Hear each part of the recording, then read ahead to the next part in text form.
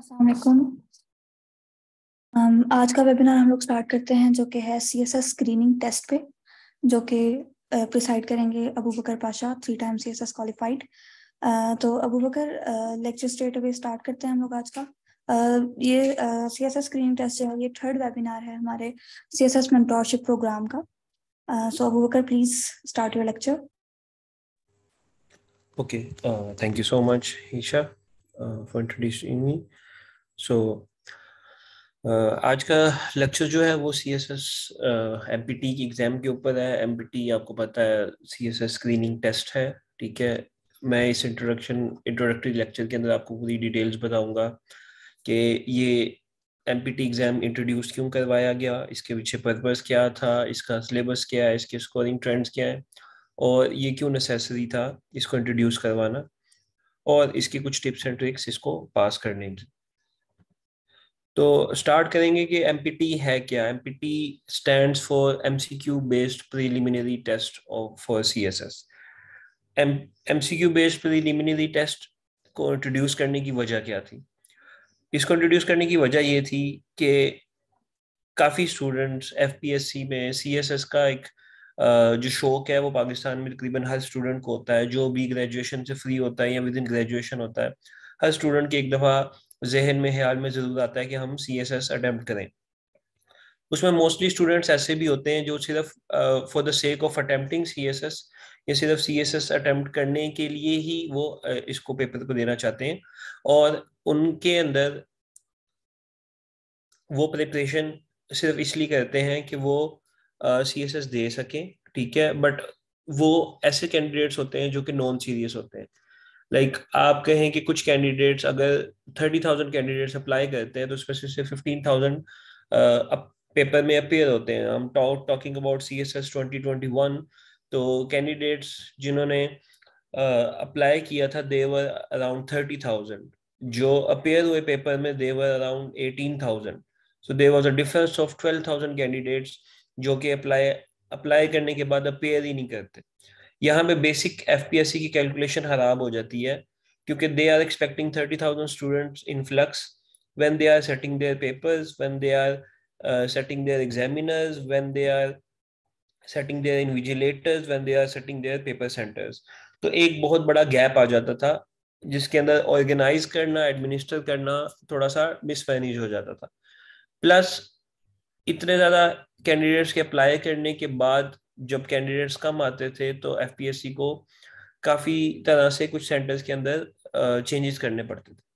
दूसरी रीजन ये है कि जब 30,000 के अंदर से जो 18,000 ने अप्लाई अटेम्प्ट किया, उन 18,000 में से तकरीबन कुछ 9 to 10,000 स्टूडेंट्स ऐसे होते थे जो पूरे एग्जाम ही नहीं क्लियर करते, जो कंप्लीट पेपर अटेम्प्ट ही नहीं करते। और सीएसएस का रूल है कि अगर आपने एक पेपर छोड़ दिया तो आपका सीएसएस खत्म हो जाएगा। You are not allowed even to sit in the next examination.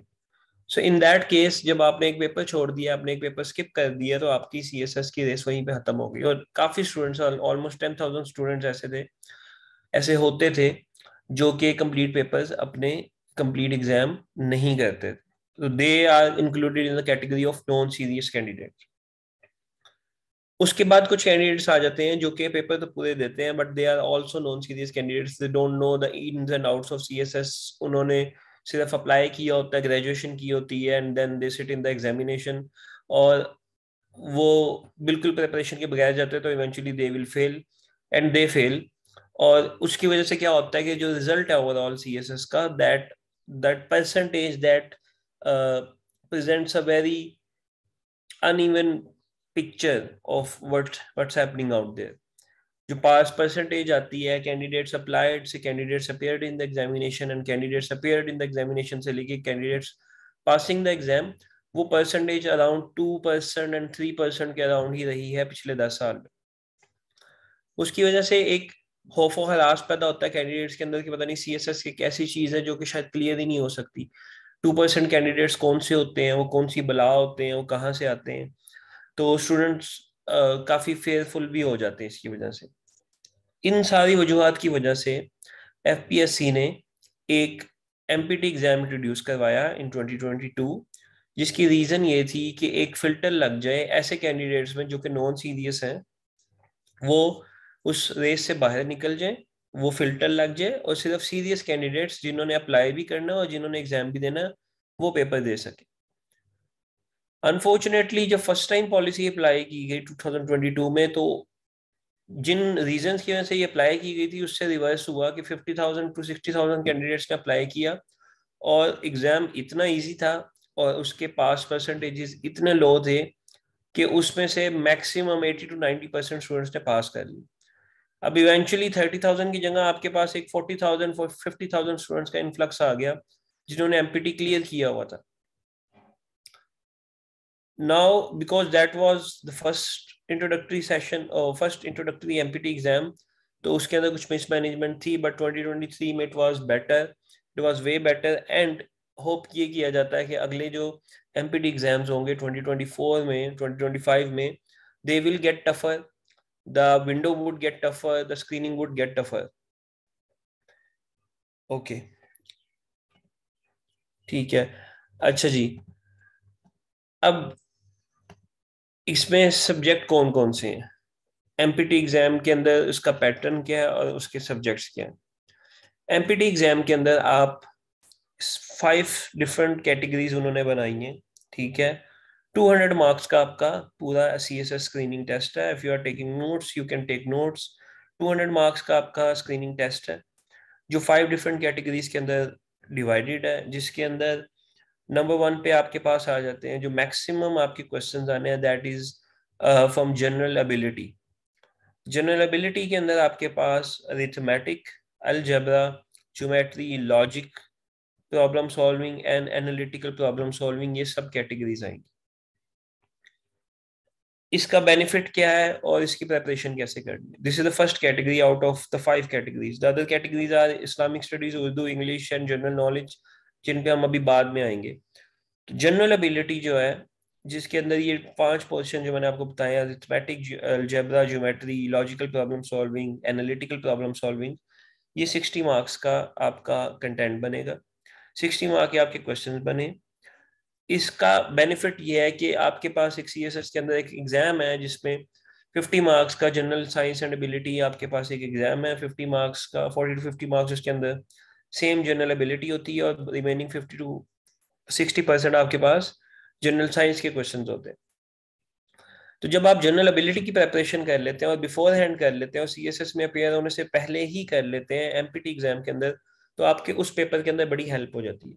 Plus because this is maths, तो इसके अंदर आपकी स्कोरिंग के चांसेस बहुत ज्यादा हो जाते हैं, not even in the MPT but in the CSS exam also.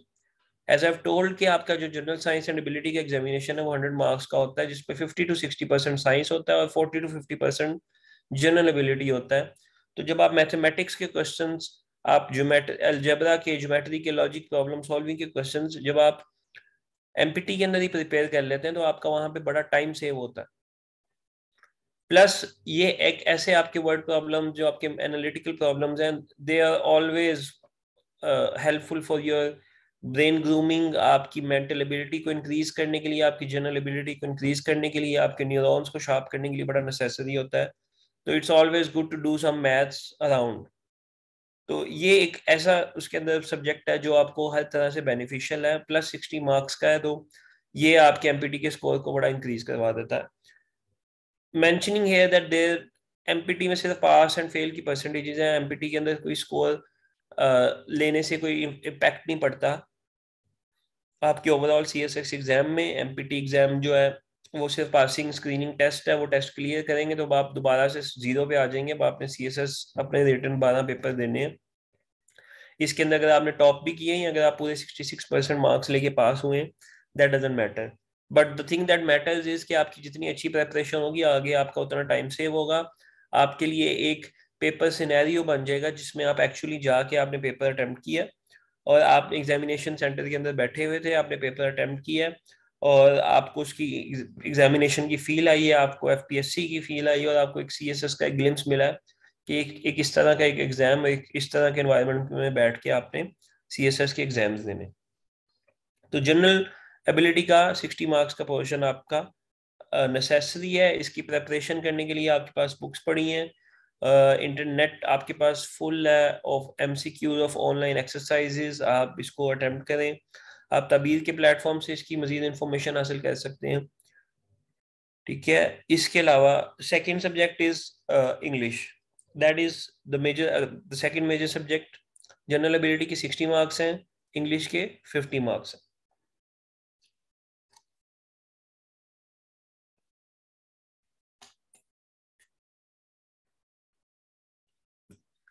English में क्या आएगा? इंग्लिश में आपके पास 3 पोर्शंस में डिवीजन हैं, vocabulary, grammar usage and comprehension.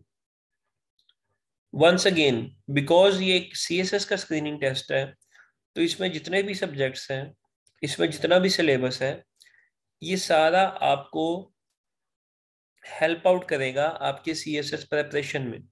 Specially आपके सीएसएस के कंपल्सरी एग्जामिनेशन के अंदर ये सारे सब्जेक्ट्स और ये एमपीटी एग्जाम आपको हेल्प आउट करेगा।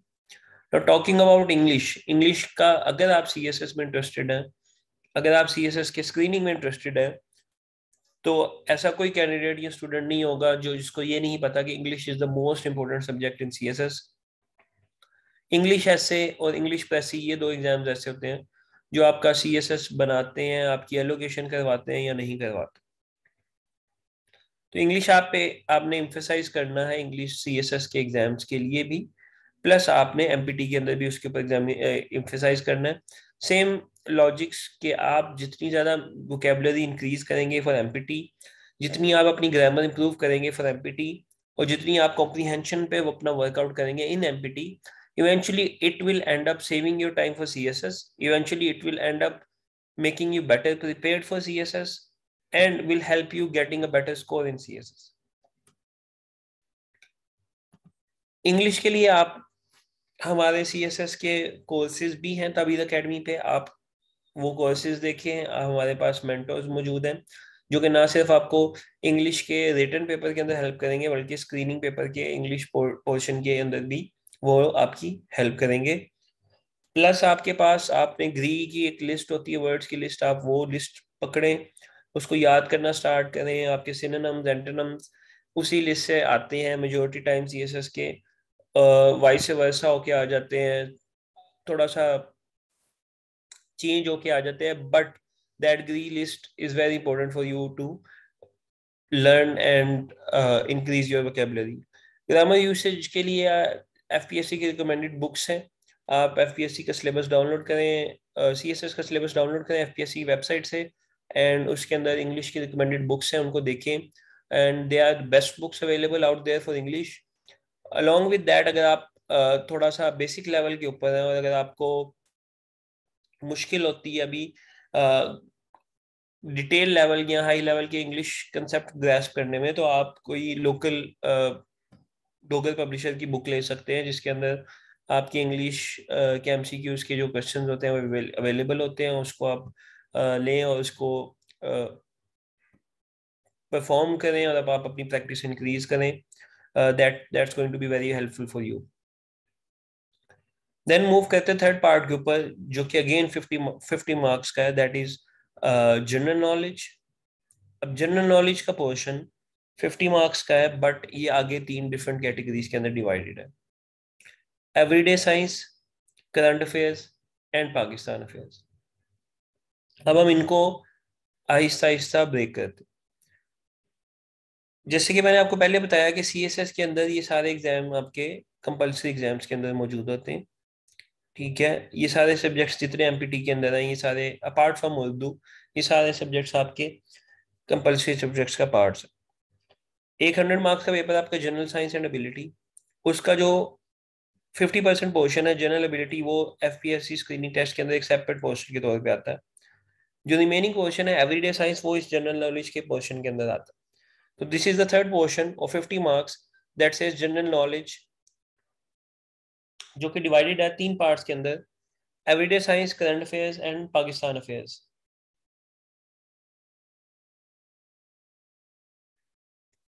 एवरीडे साइंस की तैयारी कैसे करेंगे आप? एवरीडे साइंस के अंदर अगेन आपका एफपीएससी का सिलेबस मौजूद है, जो आप सीएसएस के लिए तैयार कर रहे हैं उसी उसी सिलेबस के अंदर से आपका एमपीटी का एग्जाम भी आता है। और एवरीडे साइंस के अंदर आपके basic concept of biology, chemistry and physics आपके आपके स्ट्रॉन्ग होने चाहिए। ये ना सिर्फ आपको एमपीटी एग्जाम में हेल्प करेगा बल्कि आपको सीएसएस एग्जाम में भी हेल्प करेगा। एवरीडे साइंस के लिए भी आपके पास रिसोर्सेज अवेलेबल है, इंटरनेट पे भी अवेलेबल है, और आपके पास डोगर पब्लिशर्स की बेतहाशा बुक्स अवेलेबल है, और एमसीक्यूज की भी बेतहाशा बुक्स अवेलेबल है डोगर की, जो कि आप परचेज कर सकते हैं, उसको प्रैक्टिस कर सकते हैं आप अपने एमपीटी स्क्रीनिंग टेस्ट के लिए। एवरीडे साइंस को जैसे मैंने बताया कि बायोलॉजी, केमिस्ट्री और फिजिक्स के अंदर डिवाइड होंगे, और इसके अंदर फर्दर क्वेश्चन आएंगे आपके पास इनके इन तीनों सब्जेक्ट्स के बेसिक क्वेश्चन के। यहाँ पे एक चीज इंपॉर्टेंट है कि आपका जो बैकग्राउंड नॉलेज है वो भी बड़ा इंपॉर्टेंट है। आपकी जो ग्रेजुएशन है, जिन सब्जेक्ट्स में अगर आप साइंसेज के हैं तो हमेशा साइंसेज के स्टूडेंट्स इसके अंदर अच्छा स्कोर करते हैं, और अगर आप मेडिकल साइंस की स्पेशली जिसमें जो बायोलॉजी पढ़ के आते हैं, और जो इंजीनियरिंग के स्टूडेंट्स हैं वो हमेशा एबिलिटी के अंदर जो मैथमेटिक्स का पोर्शन है उसके अंदर मैक्सिमम स्कोर करते हैं। तो it's an even even game for both of them, for medical students and engineering students. Even CSS के अंदर भी ऐसे ही होता है, जो एग्जाम है 100 मार्क्स का, जिसमें 50% general ability and 50% general science है, उसके अंदर भी मेडिकल स्टूडेंट्स का हमेशा जनरल साइंस का पोर्शन स्ट्रॉन्ग रहता है, और इंजीनियरिंग स्टूडेंट्स का मैथमेटिक्स का पोर्शन स्ट्रॉन्ग रहता है। तो अगर आप इसकी प्रिपरेशन करेंगे, आप बेसिक कंसेप्ट आप अपने रिवाइज करते हैं, that could be coming from your matric books, that could be coming from your O level books, that could be coming from your A levels books and FSc books also. तो इस तरह आप everyday science की तैयारी करेंगे। आप अपने एक चीज का आपने ख्याल रखना है इस सारी प्रिपरेशन के अंदर, कि आप जो भी प्रिपरेशन करेंगे उसके आपने कोई एमसीक्यूज अटेम्प्ट करने, आपने एमसीक्यूज अटेम्प्ट करने हैं जिससे आपकी हेल्प होगी। यहाँ पे मैं अगेन मेंशन करूंगा तबीर के इंटरेक्टिव प्लेटफॉर्म में, जो कि स्टूडेंट को सिर्फ मटेरियल प्रोवाइड नहीं करते, गाइड प्रोवाइड नहीं करते, बल्कि एक इंटरेक्टिव पोर्टल प्रोवाइड करते हैं जिसमें स्टूडेंट्स अपने आंसर्स मेंशन कर सकते हैं, एमसीक्यूज फिल कर सकते हैं, जिससे वो इंफॉर्मेशन गेट करेंगे कि उनका आंसर कितना नियरेस्ट है राइट आंसर से, और जो आंसर प्रोवाइडेड है वो बड़े स्टैंडर्ड किस्म के आंसर्स होते हैं हमारे मेंटर्स की तरफ से। इसके अलावा आपके पास डिफरेंट एप्लीकेशन है, mobile application and different online application है, जहाँ पे एवरीडे साइंस के या बाकी सारे सब्जेक्ट के आपके पास एमसीक्यूज अवेलेबल हैं। ऑनलाइन आप लोग इसको परफॉर्म करें या आप हार्ड कॉपी ले लें, डॉगर की कोई बुक खरीद लें, उससे कर लें आप, बट इवेंचुअली आपने इसकी प्रैक्टिस करनी है, and the more you practice it will benefit you not only in empty exam but in CSS exam also. At the end of the day CSS exam में एक एक मार्क का difference होता है, एक एक मेरिट पोजीशन का difference होता है। आप अगर पंजाब की कैंडिडेट हैं तो you should be in the top 150 और top 170 to get an allocation, otherwise आप सारा स्टेजेस क्लियर करने के बाद भी यू वॉन्ट गेट एलोकेशन।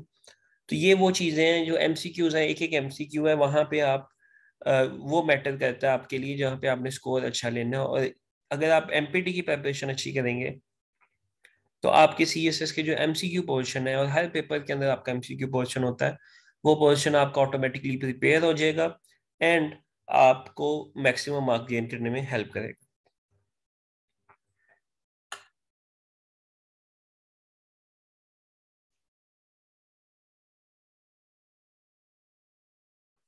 अगला पोर्शन जो है जनरल नॉलेज का, that is current affairs and Pakistan affairs. Current affairs के ऊपर आते हैं। करंट अफेयर्स जो कि मेरा सब्जेक्ट भी है, आपके ताबीर के प्लेटफॉर्म के ऊपर अवेलेबल है। I will be guiding you throughout the details for current affairs, not only in the screening but also in the major examination, the written ones. तो करंट अफेयर्स की तैयारी आपने कैसे करनी है? करंट अफेयर्स के लिए बहुत नेसेसरी, अगर आप सीएसएस के स्टूडेंट हैं तो आपके करंट अफेयर्स स्ट्रॉन्ग होने चाहिए। दो बेसिक चीज़ें, एक डॉन न्यूज़पेपर और डॉन न्यूज़पेपर की editorials. Second one is a talk show, any talk show off your choice, जो कि शाम को 8 बजे से 9 बजे तक या 10 से 11 तक लगता है, जिसके अंदर पाकिस्तान के डे की समरी मेंशन की जाती है, and some international news channel Al Jazeera और सीएनएन और बीबीसी, ये आपने फॉलो करने हैं। डॉन के अंदर भी आपने डेली की हेडलाइंस और जो मेन फ्रंट पेज है वो, फिर आपके पास डॉन में एक इंटरनेशनल अफेयर्स का पेज होता है वो, and then the editorials. This is for CSS exams, but for MPT current affairs आपने जो डेली का फ्रंट पेज है उसको आपने लाजमी पढ़ना है। उसके अंदर से नाम आपने याद करने हैं, उसके अंदर से आपने डेट्स मार्क करनी है, जो इम्पोर्टेंट एक्टिविटी होती है उस साल पाकिस्तान में और इंटरनेशनल वर्ल्ड में। कोई प्रेसिडेंट बना है, कोई प्राइम मिनिस्टर बना है, कोई चीफ ऑफ आर्मी स्टाफ बना है, आपके मिनिस्टर, आपके कैबिनेट मिनिस्टर्स कौन है, आपके कैबिनेट किस मिनिस्टर के पास कौन सी मिनिस्ट्री है, कितने नंबर ऑफ मिनिस्ट्रीज हैं, ये सारे क्वेश्चंस आपके आपके इलेक्शन किस डेट को हुए, आपका करंट अफेयर्स के अंदर इसके अलावा क्या चल रहा है, आपकी इकोनॉमी की कंडीशन क्या चल रही है, आपका आईएमएफ के साथ एग्रीमेंट कब हुआ, आपके कितने राउंड ऑफ सेशंस हुए आईएमएफ के साथ, each and everything could be included. Even even आपका करंट अफेयर्स के अंदर आपके कोई पीएसएल का फाइनल किस डेट को हुआ, आपका आपका किसी सेलिब्रिटी की या किसी रिनॉन पर्सनैलिटी की किसी की डेथ कब हुई, कोई आपका अर्थ डे कब होता है, आपका वुमेन्स डे कब होता है, इसकी कोई डेट, ये सारे कंटेंट्स हैं आपके करंट अफेयर्स के सिलेबस के, जो कि आपको एमसीक्यूज के अंदर आते हैं। इसके लिए आपको विजिलेंट रहना है, इसके लिए you should be strong in your dates, you should be strong in your memory, you should be strong in memorising the names. और उसका एक ही तरीका है कि the more you read, the more time you give to your study, maximum आप उसके अंदर आपको चीजें याद होंगी। जितना आपके आंखों के सामने से गुजरेगा, जितना आप पढ़ेंगे, उतना आप इसको बेहतर तरीके से याद कर सकते हैं।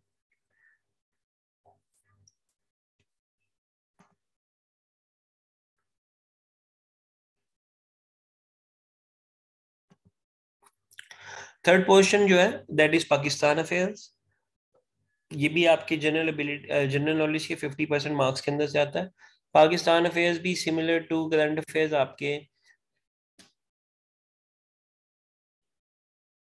कुछ करंट अफेयर्स और कुछ आपके पाकिस्तान की हिस्टोरिक क्वेश्चंस, कुछ पाकिस्तान के आपके questions through out the history of Pakistan, pre partition, post partition, उसमें से भी कुछ आ सकता है, कुछ नंबर ऑफ प्रेसिडेंट्स के नाम, आपके कॉन्स्टिट्यूशन की डेट्स, आपके कॉन्स्टिट्यूशन की इंपॉर्टेंट डेट्स, कब कोई कॉन्स्टिट्यूशन आपका अप्लाई हुआ था, कब कोई कॉन्स्टिट्यूशन नलीफाई हुआ था, कब कोई मार्शल लॉ लगा था, कब कोई गवर्नमेंट आउस्ट हुई थी, कब कोई आपकी स्पेसिफिक मूवमेंट चली थी with in Pakistan, any particular date, any particular date of signing an agreement, a major agreement, any particular date of involving into some agreement with some international relations, international states, Pakistan के around जो भी इस तरह की activity होती है specifically in सालों के अंदर, रिसेंट ईयर्स के अंदर, and then a bit of historical importance also.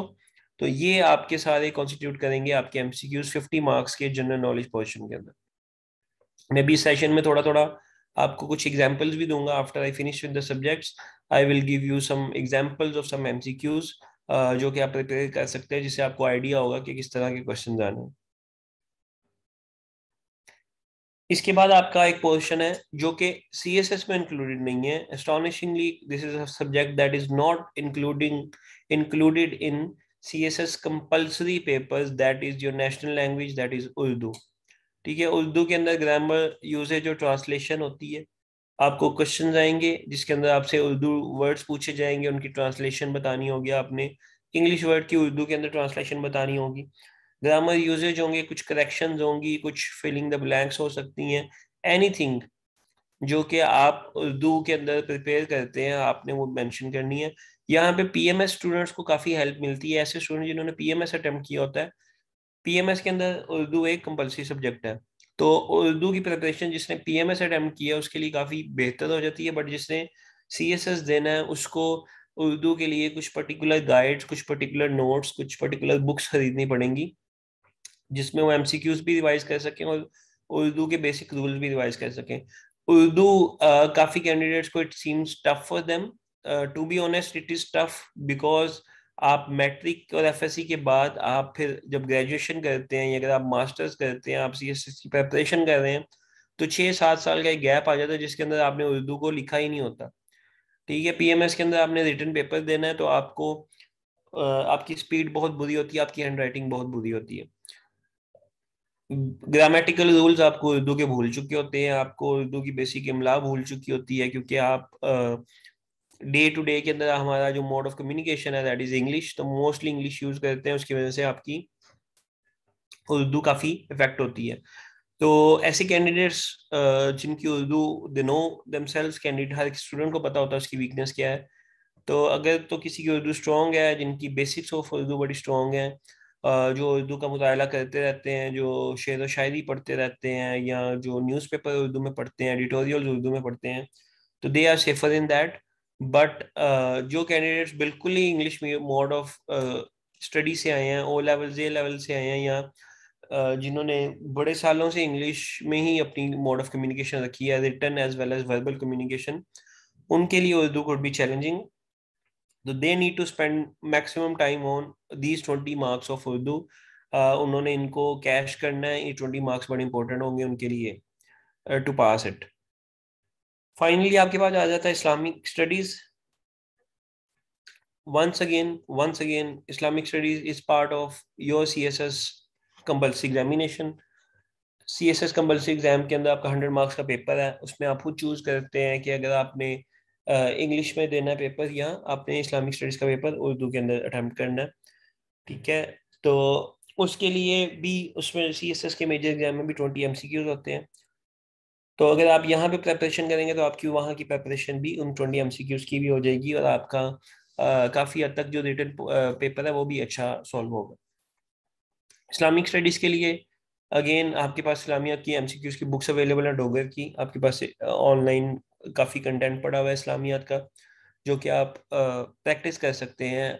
क्योंकि इस्लामियात एक ऐसा सब्जेक्ट है जिसके MCQs बहुत ज़्यादा हैं, बहुत ज़्यादा हैं, और each and every one of them are important. For example, कुछ किसी चीज़ का अरेबिक मीनिंग क्या है, किसी चीज़ अरेबिक वर्ड का उर्दू में मीनिंग क्या है, डेट्स क्या हैं आपकी आपकी हजूर पाक सल्लल्लाहु अलैहि वसल्लम की लाइफ की इंपॉर्टेंट डेट्स क्या हैं, किस ईयर ऑफ हिजरी में कौन सा पर्टिकुलर इवेंट हुआ था, कब नबूवत आई थी, नबूवत के बाद हिजरत कब हुई थी, उस ड्यूरेशन की डेट्स, हिजरी कैलेंडर की डेट्स, पोस्ट हिजरी हिजरत डेट्स, और आपकी क्या कहते हैं आप प्री हिजरत डेट्स, या आप उसको कह सकते हैं नबूवत से पहले, जब नबूवत हज़रत पाक सल्लल्लाहु अलैहि वसल्लम को नबूवत मिली उससे पहले की जो इवेंट्स हैं उनकी पर्टिकुलर डेट्स क्या थी। ठीक है, किस एज में कोई पर्टिकुलर इवेंट हुआ, आपके गजवात कौन कौन से इवेंट्स डेट्स पे हुए, कौन सा गजवा पहले हुआ, कौन सा गजवा बाद में हुआ, किस गजवा के अंदर कितने मुसलमान शरीक थे, कितने कफार शरीक थे। All of them are important MCQs, not only for CSS MPT but also for CSS main examination।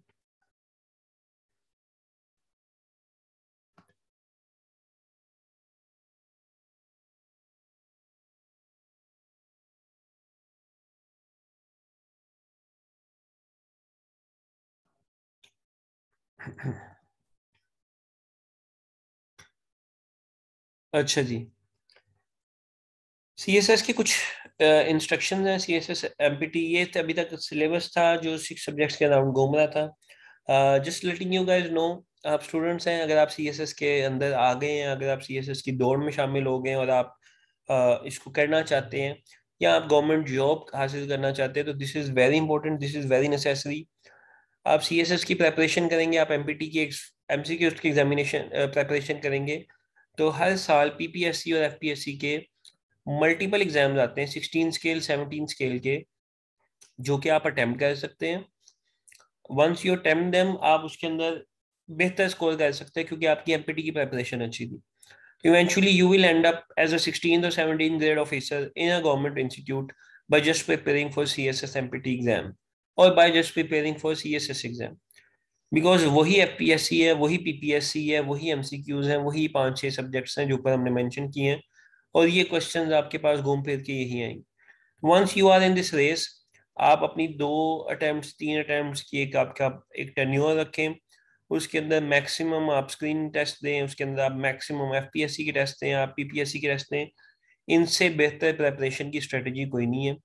जब आप लाइव जाके एक पेपर दे के आते हैं, एक FPSC का या PPSC का पेपर जो कि 100 मार्क्स के MCQs होते हैं, तो that makes you, that gives you the vibe of an examination centre, that gives you a vibe कि एक गवर्नमेंट का एग्जाम किस तरह होता है। ठीक है, उस एग्जाम के अंदर आपको प्रेशर डील करना भी आएगा, उसके अंदर आपको टाइम मैनेजमेंट भी आएगी, उसके अंदर आपको अपना स्कोर पता लगेगा। Sometimes students are very confident कि यार एमसीक्यूज हैं, हम आराम से कर लेंगे, डेट्स से हमें बड़ी अच्छी आती हैं, पाकिस्तानी बेसिक बेसिक सब्जेक्ट्स हमें बड़े अच्छे आते हैं, but once they sit in the examination they get to know that it's very difficult to pass that. CSS screening की परसेंटेज इजी है, बट अगर आप एफपीएससी या पीपीएससी का कोई एग्जाम देते हैं जो कि किसी पर्टिकुलर पोजीशन के लिए होता है, तो that is very difficult to crack, because उसमें मेरिट आपका 70 80 90% तक भी मेरिट जाता है, क्योंकि बाकी सारे स्टूडेंट्स के एमसीक्यूज बहुत स्ट्रॉन्ग होते हैं। And eventually it will help you in CSS MCQs, आपका एक एक मार्क्स सीएसएस के मार्क्स इंप्रूव करने में आपको हेल्प आउट करेगा।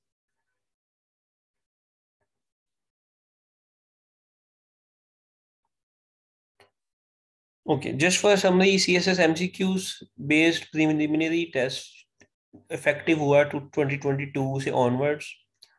ये मैंडेटरी टेस्ट है हर कैंडिडेट के लिए जिसने रिटर्न सीएसएस एग्जामिनेशन देने हैं। अगर आपका एमपीटी टेस्ट क्लियर नहीं हुआ तो आप सीएसएस के लिए एलिजिबल नहीं है। एमपीटी टेस्ट के अंदर अगर आप अपेयर हो जाते हैं और सीएसएस की अटेम्प्ट नहीं देते तो ये आपकी सीएसएस की अटेम्प्ट काउंट नहीं होगी, it will be not considered as a chance. By chance जिन स्टूडेंट्स को नहीं पता, सीएसएस के 3 अटेम्प्ट्स होते हैं, 3 चांसेस होते हैं। टिल द एज ऑफ 30 आप 3 दफा सीएसएस अटेम्प्ट कर सकते हैं।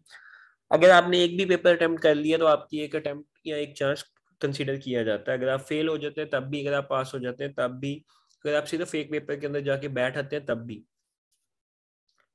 तो एमपीटी के अंदर अपेयर करें अगर आप, और एमपीटी फेल हो जाए, एमपीटी पास हो जाए और आप सीएसएस एग्जाम ना करें तो ये आपकी सीएसएस अटेम्प्ट में काउंट नहीं होगा। एमपीटी में 200 मार्क्स के आपके क्वेश्चन होंगे, 200 मल्टीपल चॉइस क्वेश्चन होंगे, हर क्वेश्चन के लिए आपको एक मिनट दिया जाता है। एमपीटी के अंदर कोई नेगेटिव मार्किंग नहीं होगी। 200 मिनट्स होंगे, जैसे मैंने कहा कि 1 मिनट दिया जाता है, तो आपका 3 सवा 3 घंटे का ये टेस्ट होगा। क्वालिफाइंग परसेंटेज आपकी है 33% मार्क्स। 33% मीन्स दैट अगर आप 200 मार्क्स का एमसीक्यू पेपर है तो आपके 66 मार्क्स जो है that is your qualifying threshold. जैसे ही आप पेपर दे के वापस आएंगे उसी रात को, उसी शाम को आप एफपीएससी आपको एक आंसर की प्रोवाइड कर देगी। जैसे आप, अगर आपने कभी एंट्रेंस एग्जामिनेशन दी है तो आपको पता होगा कि एंट्रेंस एग्जामिनेशन के अंदर भी एक आंसर की आ जाती है। तो आपके पास कार्बन कॉपी मौजूद होगी और आपके पास एक आंसर की आ जाएगी। आप शाम को बैठ के अपना रिजल्ट खुद ही कैलकुलेट कर सकते हैं उस कार्बन कॉपी कॉपी की बेस के ऊपर। एमपीटी आपका नॉलेज बेस्ड टेस्ट होगा, एमपीटी आपकी टेस्ट ऑफ मेमोरी होगा। अभी ये आपका राइटिंग स्किल चेक नहीं कर रहा एमपीटी, अभी आपके एनालिसिस एनालिटिकल स्किल चेक नहीं कर रहा, आपका राइट अप नहीं देख रहा, अभी आपके एनालिसिस कैसे हैं, आप सिचुएशंस को आर्ग्यूमेंट्स में कैसे कन्वर्ट कर सकते हैं, वो टेस्ट नहीं कर रहा। But it's a knowledge based test, kind of a रट्टा बेस्ड टेस्ट आल्सो, जिसमें आप जितना अच्छा रट्टा होगा, जितना अच्छा आपकी डेट्स मेमोरी शार्प है, आप उतना इस टेस्ट को अच्छे से क्लियर कर सकते हैं। 33% मार्क्स हैं, that is not a difficult criteria to pass it, very easy to pass it. You just need to be a serious candidate. अगर आप सीएसएस की प्रिपरेशन कर रहे हैं तो there should not be any reason कि आप एमपीटी पास ना करें। सिर्फ वो स्टूडेंट्स फेल करेंगे जो बिल्कुल ही नॉन सीरियस हैं, जो अगेन सिर्फ इसलिए आ गए हैं कि उन्होंने अपने 350 रुपीज की उन्होंने फीस ज़ाया करनी है, तो they kind of registered for the empty and attempt it, and उसके अंदर जाके फिर वो टाइम ज़ाया करते हैं और फेल हो जाते हैं। एक और चीज़ कि एमपीटी एग्जाम आपका हर साल के लिए एप्लीकेबल होगा और हर साल नया एमपीटी एग्जाम एप्लीकेबल होगा। अगर आपने सीएसएस 2023 देने हैं तो you should qualify for CSS 2023 MPT test. अगर आप वो फेल हो जाते हैं, अगर आपने 2022 के अंदर एमपीटी पास किया था और अब आप कहते हैं कि जी मैं 2024 का सीएसएस देना है, तो मैंने क्योंकि एक दफ़ा एमपीटी पास कर लिया था मैं उसी को यूटिलाइज कर लेता हूँ, तो that is wrong, that won't happen, you are not allowed to do that. आप एक साल के लिए इसकी एलिजिबिलिटी और एप्लीकेबिलिटी रहती है, आप एक साल के अंदर एमपीटी पास करें उसी साल आपको सीएसएस देना है। एमपीटी के लिए डेट भी आपकी सेम ही है जो सीएसएस की डेट है, और जो कट ऑफ डेट होती है दैट इज 31 दिसंबर। 1 जनवरी को अगर आपकी कोई पर्टिकुलर एज ग्रुप में आप फॉल करते हैं, फॉर एग्जांपल आप 22 ईयर्स के हो गए हैं तो आप सीएसएस अटेम्प्ट कर सकते हैं, और अगर आप 30 ईयर्स के हो गए हैं तो आप सीएसएस या एमपीटी अटेम्प्ट नहीं कर सकते। सीएसएस एमपीटी का जो स्केड्यूल है वो चेंज समटाइम्स एफपीएससी वाले कर लेते हैं, शिफ्ट कर देते हैं, बट आपका सीएसएस एमपीटी एग्जाम की वजह से आपके मेन स्केड्यूल के ऊपर और मेन सीएसएस के सिलेबस के ऊपर कोई इफेक्ट नहीं आएगा।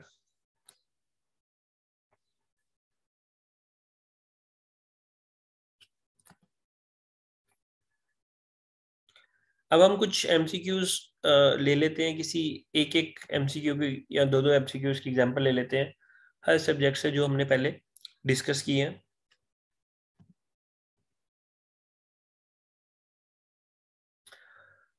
इस्लामिया के अगर क्वेश्चन की बात करें, इस्लामिक स्टडीज की क्वेश्चन की बात करें, तो आपके पास इंग्लिश और उर्दू दोनों के अंदर क्वेश्चन आएगा।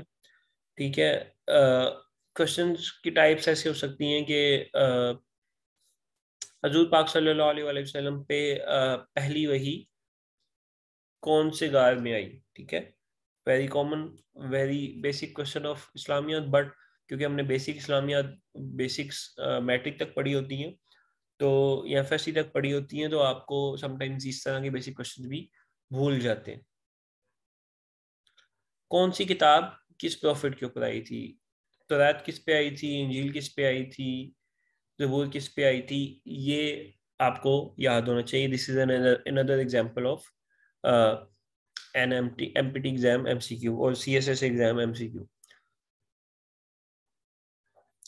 हजरत उस्मान कौन से खलीफा थे, हजरत अबू बकर कौन से नंबर के खलीफा थे, हजरत अली कौन से खलीफा थे, प्लस इनका जो हेलीफेट का दौर है वो सीएसएस के मेन एग्जाम के अंदर बड़ा समटाइम्स ये एमसीक्यूज में आता है कि कौन से खलीफा थे जिनका कितना दौर था, जिनका दौरे हुकूमत कितना था, उनकी हेलीफेट का ड्यूरेशन कितना था, कौन से हिजरी ईयर से लेके कौन से हिजरी ईयर तक था, कितने सालों का था।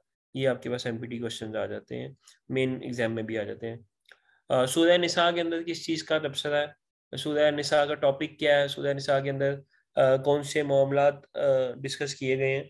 फॉर एग्जांपल सूरह निसा के अंदर आपको पता है कि वुमेन मैटर्स या औरतों के मामलात, औरतों के बारे में हिदायत दी गई हैं कुरान पाक में, तो ये एक एग्जांपल है इसकी। ठीक है, उर्दू की बात करें तो आपके पास अल्फाज मुतरादिफ आ सकते हैं। ठीक है, आपके पास खुशी, खुशी का मुतरादिफ लिखें, सादिक और अमीन होने का मुतरादिफ लिखें, सादिक होने का। ठीक है, आप पुख्ता होने का मुतरादिफ लिखें। ठीक है, आप मंसूबे का मुतरादिफ लिखें, तो ये उसके अंदर आपके पास आ सकता है।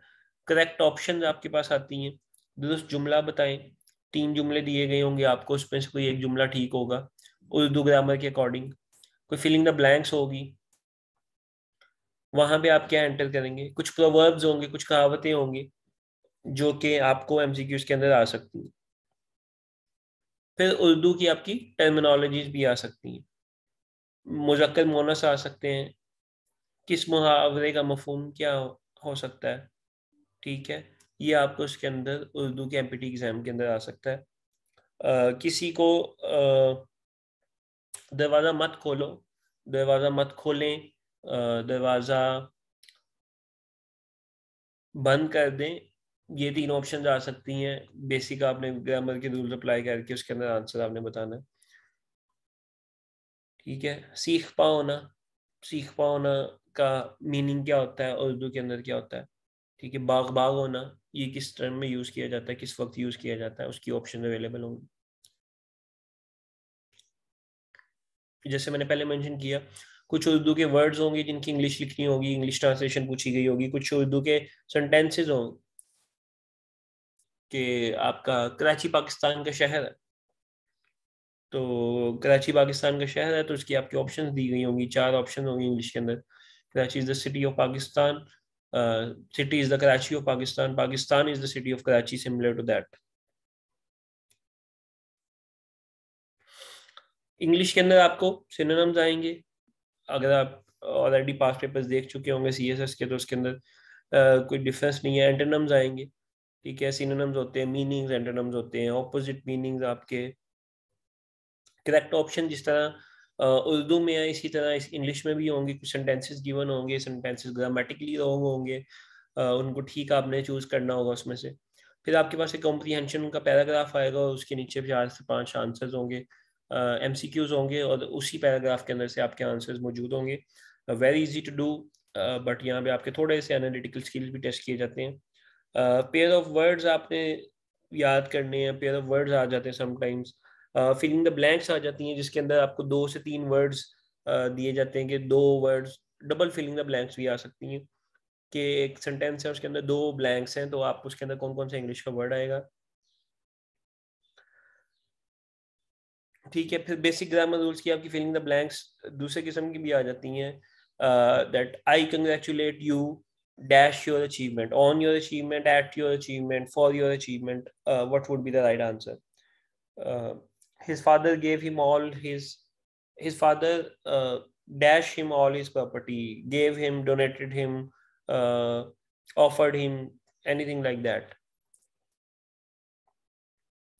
आइडेंटिफाई द ऑड वर्ड्स आ सकते हैं। ऑड वर्ड्स आइडेंटिफाई करने का मतलब है कि आपको टेबल, चेयर, बेड दे दिया जाए और साथ दे दिया जाए वाटर, तो water is kind of odd word. Table, chair and bed, they are all made of wood और they all come in the furniture category. Water का इसमें कोई ताल्लुक नहीं है, तो water is the odd word. Similarly आप कहेंगे जी Suzuki, Mehran, Cultus, City and 1 to 5, or bike. So bike is the odd one here, similar to that. ठीक है, सेंटेंस करेक्शन आ जाएगी, ग्रामर आपके सेंटेंस करेक्शन आ जाएगी। जनरल एबिलिटीज के अंदर जैसे मैंने आपको पहले बताया कि आपके पास परसेंटेज के क्वेश्चंस आएंगे, आपके पास नंबर के पैटर्न्स आएंगे, आपके पास बेसिक डिमास के, डिवीजन, मल्टीप्लिकेशन, एडिशन, सब्ट्रैक्शन के क्वेश्चंस आएंगे, थोड़े से डिफरेंट करके आएंगे। कुछ अलजेब्रिक एक्सप्रेशंस आएंगी जिनको आपने नॉर्मल करना होगा, एक्स की वैल्यू फाइंड करनी होगी, and you will have to do this very rapidly. आपका मैथ्स बहुत स्ट्रॉन्ग होना चाहिए, आपकी बड़ी प्रैक्टिस होनी चाहिए। ऐसी कोई चीज़ नहीं है जो मैथ्स स्पेसिफिकली, अगर जुबानी नहीं याद होता मैथ्स, अगर कोई कहता है कि जी मुझे मैथ्स की तैयारी हो गई है जुबानी किताब देख के, तो he is cheating on himself. जब तक आपने मैथ्स अटेम्प्ट नहीं किया, आपने मैथ्स के क्वेश्चन अटेम्प्ट नहीं किए, तब तक it's of no use. Angles के बारे में आपको क्वेश्चन आएगा, नंबर सीरीज के बारे में आपको क्वेश्चन आएंगे, आपको इसमें भी कॉम्प्रीहेंशन टाइप आ सकता है कि अगर A is the son of B is the brother of C is the daughter of D, then you'll have few questions के who is older than whom, who relates to whom in which manner, similar to that.